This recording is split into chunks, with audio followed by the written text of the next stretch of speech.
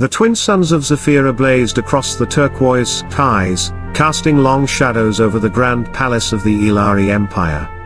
But none of that mattered today. Today, death had come. Hovering above the clouds, an unstoppable armada of the Xal'thor Dominion prepared to annihilate the last beacon of freedom in this sector. The royal family stood defenseless, their fate sealed. And then, just as the executioner raised his plasma blade, a single, silent crack echoed across dimensions.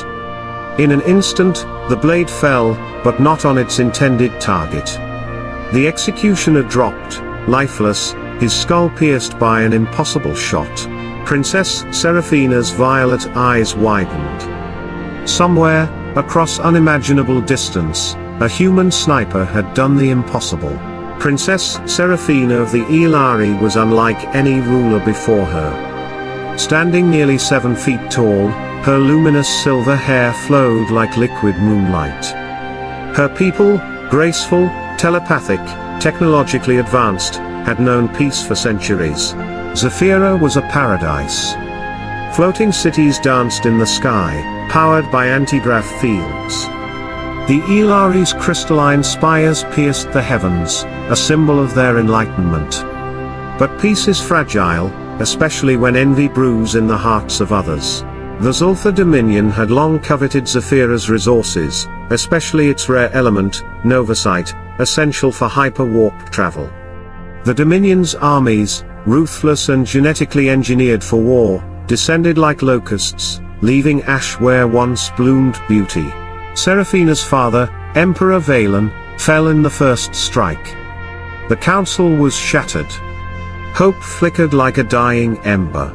Led by Supreme Warlord Kraga, the Xal'thor offered only one choice: surrender or extinction. Kraga was infamous across galaxies, a towering beast of muscle and cybernetic augmentation, his crimson eyes burning with malice. Though before the Dominion, Kraga had sneered, standing before Seraphina as his troops paraded prisoners through the palace. Seraphina stood tall. "We will never bow. Then you will die." The execution was to be broadcast across the sector, a message of fear to all who opposed the Dominion. Miles away, hidden within the dense asteroid belt of the Vorten Expanse, Captain Alex Mercer adjusted the scope of his XR-9 Gauss sniper rifle. Alex wasn't supposed to be here. Officially, the Terran Federation had declared neutrality in the conflict. But Alex wasn't here on orders. He was here because of an ancient Terran code: when tyranny rises, humanity stands. Years ago, Alex had lost his family to the Xal'thor during a covert raid on Terra's outer colonies. Since then, he had become a ghost, a legend whispered across mercenary channels, the long shot. His mission: prevent the fall of Zephyra.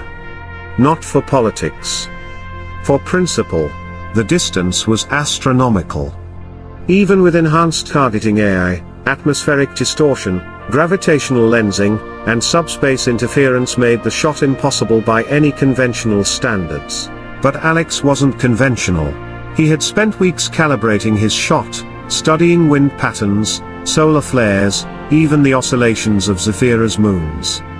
The window for the shot: less than 0.03 seconds. His breathing slowed. His heart synced with the rifle's pulse monitor. Through the digital scope, he saw Seraphina on her knees, the executioner standing tall. "Steady," Alex whispered. The executioner raised his blade. The targeting reticle locked. A single trigger squeeze. Time seemed to freeze. The hypervelocity round tore through the atmosphere, piercing gravitational waves, slipping through quantum fluctuations like a knife through silk. It struck true. The executioner collapsed, dead before his body hit the ground. Panic erupted among the Xal'thor ranks. Kraga roared in fury, scanning the skies for an attacker he couldn't see. Seraphina, wide-eyed, touched her throat, still intact.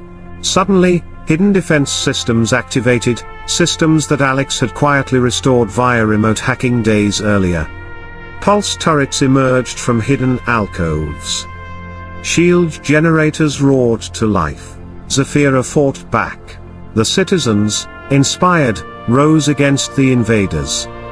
Resistance cells activated across the city, overwhelming the surprised Dominion forces.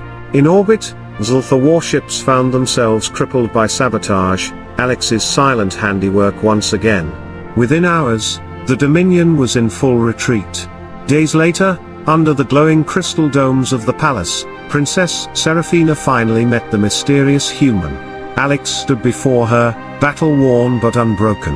"You saved my world," she said softly. "No," Alex replied. "Your people saved themselves. I just lit the spark." Seraphina stepped closer, studying him.